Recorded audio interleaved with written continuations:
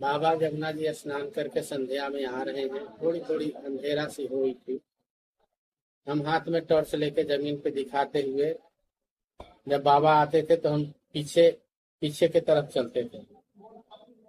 पाँव हमारा सर पीछे होता, पीछे टॉर्च दिखाते हुए हम चल रहे थे।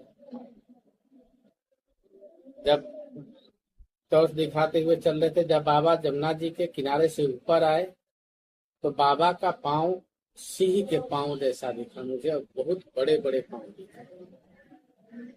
तो मैंने सोचा ये क्या। फिर मैंने टॉर्च को ऊपर उठाया।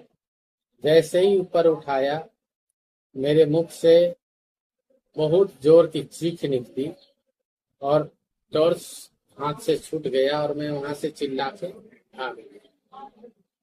वो स्वरूप मैं आपको वर्णन नहीं कर पाऊंगा, बता नहीं पाऊंगा, लेकिन इतना कहूंगा कि उतना इतना विशाल बाबा जब